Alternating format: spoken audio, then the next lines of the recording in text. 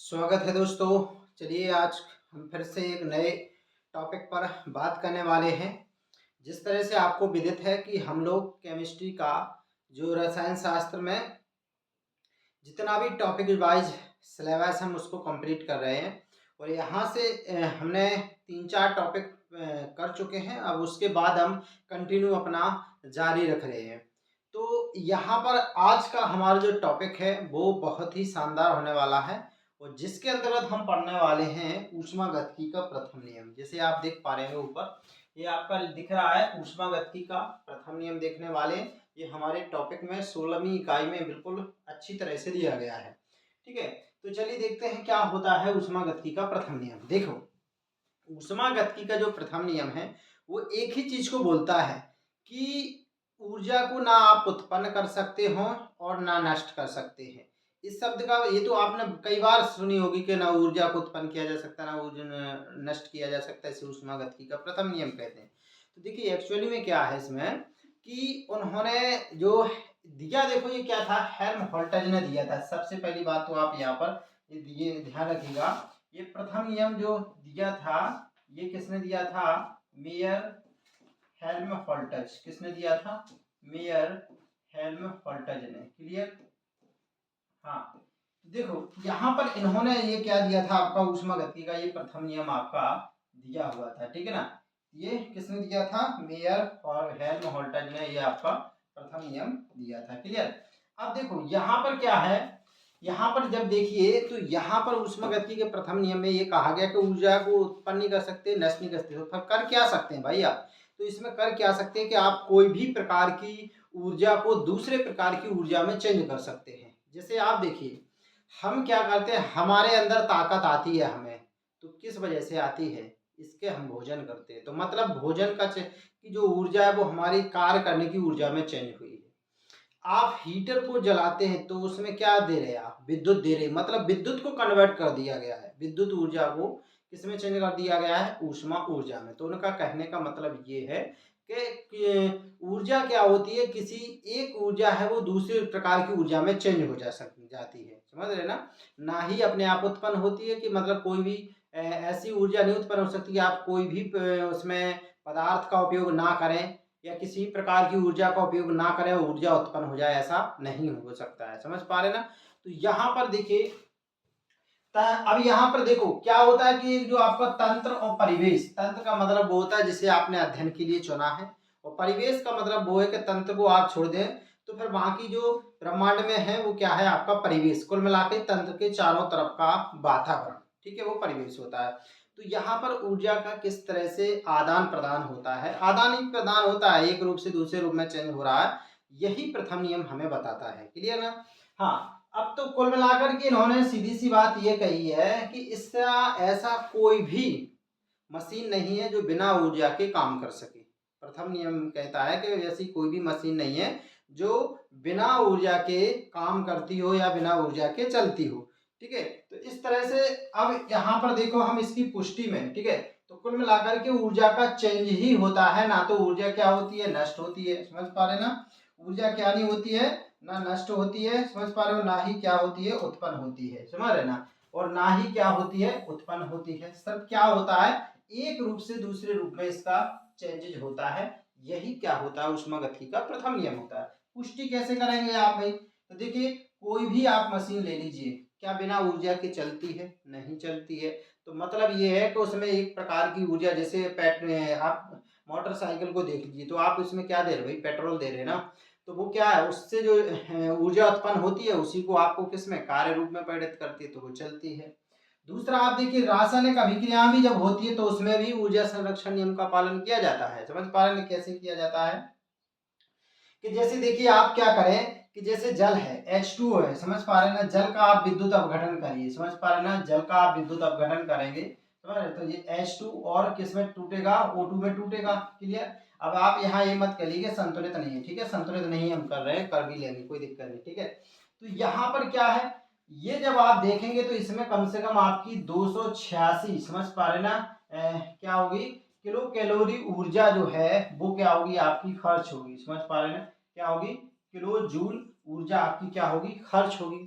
जब ये खर्च होगी तो जब आप H2 और O2 की क्रिया कराएंगे, समझ पा रहे ना, तो जब आपको H2O बनेगा, समझ पा रहे ना, ये देखो विद्युत अपघटन में इतनी ऊर्जा खर्च हो रही, तो जब H2O2 की रिएक्शन कराएंगे तो ये H2O बनेगा, तो इतनी ऊर्जा निकलेगी भी। तो इसका मतलब क्या होगा कि हमारी जो रासायनिक अभिक्रिया है वो भी ऊर्जा संरक्षण नियम का पालन करती है, ठीक है ना। तो ये है। अब अगर हम देखें, देखिए यहाँ पर एक मान आप याद रखिएगा कि 1 कैलोरी की वैल्यू कितनी होती है, 4.18 गुणे 10⁻7 अर्घ।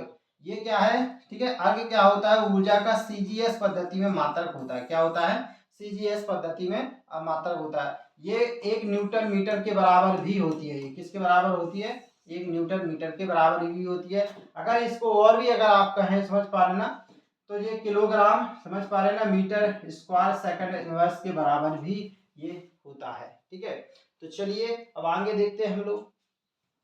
अब देखो, तो ये किसने दिया था, मेयर हेल्महोल्ट्ज ने दिया हुआ था। अब आगे देखिए आप, गणितीय व्यंजक देख लीजिए आप इसके बारे में।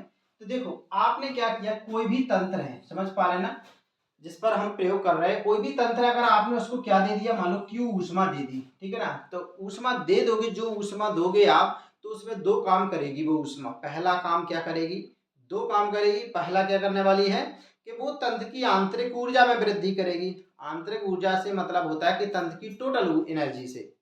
तो अब जब ऊष्मा दोगे तो भाई ऊष्मा वृद्धि तो होगी। जब एक प्रकार का कोई ऊष्मा है, उसको अगर आप बाहर से ऊष्मा दे रहे, तो क्या हो रहा है, उसमें वृद्धि होगी।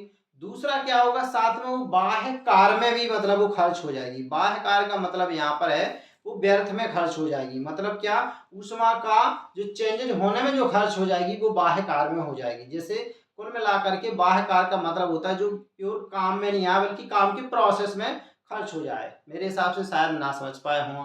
जैसे देखिए आप पढ़ने के लिए बैठते हैं, समझ पा रहे, पढ़ने के लिए स्कूल जाते, तो क्या तुम्हारा आने और जाने का टाइम उसमें इंक्लूड होता है, क्या नहीं होता है। तो वो तो क्या हो गया, आपका उसमें खर्च हुआ ना। बाकी जितना आप स्कूल टाइम में पढ़ रहे हो, तो वो आपका टाइम गिना जाएगा कि आप इतने टाइम पढ़ो। अब आप यहाँ से स्टैंड तक जा रहे हो, वहां से फिर स्कूल जा रहे हो, तो इतने टाइम का जो खर्च हो रहा है वो क्या माना जाएगा, बाह्य ऊर्जा माना जाएगा। क्लियर ना। तो यहाँ पर देखो, इसमें क्या क्या हो जाएगी, तंत्र की आंतरिक ऊर्जा में वृद्धि होगी। साथ में दूसरा क्या हो गया, उसमें दूसरा इसके साथ साथ उसके बाह्य कार्य में भी खर्च हो जाएगी। वो क्या हो जाएगी, बाह्य कार्य में भी खर्च हो जाएगी। तो इस तरह से आपकी जो तंत्र की ऊर्जा बढ़ के क्या हो जाएगी, वो हो जाएगी U1 प्लस Q। क्या हो जाएगी, क्योंकि आपने अभी U1 थी आंतरिक ऊर्जा, Q ऊष्मा दी, तो क्या हो जाएगी, U1 प्लस Q हो जाएगी। अब अगर उस तंत्र ने जो काम किया है, तंत्र द्वारा, देखो जब भी कोई काम किया जाता है, के द्वारा अगर होता है तो माइनस होता है, और अगर पर उस पर काम किया जाए, किसी तंत्र द्वारा काम किया जाए, समझ पा रहे ना, तंत्र द्वारा और तंत्र पर का कॉन्सेप्ट समझ पा रहे क्या आप। देखिए तंत्र पर, समझ पा रहे ना, और तंत्र द्वारा, समझ पा रहे ना। तो देखो इस पर क्या होता है, जब भी आप क्या होता है, तंत्र पर काम किया जाता है तो एनर्जी में आपकी हमेशा वृद्धि होती है, और जब तंत्र द्वारा काम किया जाता है तो क्या हो जाता है, हमेशा इसमें कमी होती है, मतलब आपकी एनर्जी लॉस होती है। क्लियर ना। तो चलिए अब हम देखते हैं आगे, ठीक है। देखो तो यहाँ पर आपने क्या किया, तो यहाँ पर आपका जब W कार्य किया गया तो आपकी आंतरिक ऊर्जा बढ़ के क्या हो जाएगी, U2 हो जाएगी। तो U2 बराबर आपकी क्या होगी, पहले U1 थी, उसमें आपने Q ऊष्मा दी, उस पर W बाह्य कार्य में खर्च हो गई। तो ये आपका क्या हो जाता है, यहाँ पर समीकरण आपका ये हो जाता है। क्लियर ना। तो ये आपका क्या हो जाता है यहाँ पर समीकरण, ठीक है। अब देखिए यहाँ पर, तो ये यहाँ पर देखो हमने क्या कर दिया, इसको अगर हम इस साइड ले आएंगे तो ये माइनस में आ जाएगा, Q माइनस W हो जाएगा। इसकी देखो वैल्यू जो होती है, आपकी जो वैल्यू देखें जो, ठीक है, U2 और U1, इसकी वैल्यू जो होती है डेल U के बराबर होती है, ठीक है, ऊर्जा परिवर्तन की। तो ये आपका डेल U हो गया, Q माइनस W हो गया। यदि तंत्र पर किया गया कार्य, देखो तंत्र पर काम किया, ये देखो माइनस में वैल्यू आई, ये अब यहाँ पर तंत्र द्वारा किया गया था ना, अब यहाँ पर तंत्र पर अगर काम किया जा रहा है तो देखो वृद्धि होगी। तो ये हम किस में बता दिए, इसको प्लस में बता दिए। इस क्यू को इस साइड लिया ये तो डब्ल्यू यहाँ पर ये किस में चला जाएगा, माइनस में। तो तंत्र पर किया द्वारा किया गया कार्य होगा, ठीक है ना। तो आप डेल यू बराबर निकालेंगे तो फिर क्या हो जाएगा, क्यू बराबर डब्ल्यू, ठीक है। तो ये तंत्र, अब तंत्र द्वारा किए गए बाह्य कार्य के लिए, देखो बाह्य कार्य के लिए फिर से माइनस आ गया, आ गया कि नहीं आ गया। तो ये हो गया। यदि चक्रीय प्रक्रम में अपन देखो ये होती हैं चक्रीय विक्रम क्या होता है, प्रारंभिक जो अंतिम अवस्था और प्रारंभिक अवस्था है, ठीक है ना। तो अंतिम अवस्था प्रारंभिक अवस्था जब जिसमें होती है वो चक्रीय रूप में होती है। तो अगर हम U2 अंतिम और प्रारंभिक अवस्था को 1 मान लें तो वो बराबर मानी जाएंगी। तो कुल मिलाकर के डेल यू बराबर क्या माना जाएगा, 0। जब 0 माना जाएगा तो इसे मान धर के देखिए आप, तो इसका वैल्यू क्या हो जाएगा, 0। तो इसको अपन क्या देखेंगे, मतलब Q बराबर क्या हो गया, W। कुल मिलाकर Q क्या है, ऊष्मा, W क्या है, कार्य। कुल मिला के जो भी अवशोषित ऊष्मा होगी वो किए गए कार्य के बराबर होगी। और ये हमारा क्या होता है, ऊष्मागतिकी का प्रथम नियम होता है। तो ऑल ओवर निकला क्या है, ऑल ओवर निकला यही है कि ऊष्मागतिकी का प्रथम नियम कहता है ना ऊर्जा को उत्पन्न कर सकते हैं ना नष्ट कर सकते हैं। कर क्या सकते हैं आप, एक प्रकार की ऊर्जा को दूसरी प्रकार की ऊर्जा में आप चेंज कर सकते हैं। दूसरा क्या कर सकते हैं, कोई भी रासायनिक क्रिया होती है तो उसमें जितना ज्यादा अगर अभिक्रिया तोड़ने में अगर कोई पदार्थ ऊष्मा व्यय हो रही है तो उनको बनाएंगे तब भी उतनी ही ऊर्जा आपकी निकलेगी, ठीक है। तो इस तरह से हमारा ये वीडियो पूरी तरह से कंप्लीट हो रहा है। चलिए, अगर आपको ये वीडियो पसंद आ रहा है तो इसी तरह से चैनल को सब्सक्राइब, वीडियो को लाइक शेयर और जरूर करते रहिए। अपने सारे मित्रों दोस्तों को यहाँ पर जोड़ लीजिए और इसी तरह से हम सारे टॉपिक को करने वाले हैं।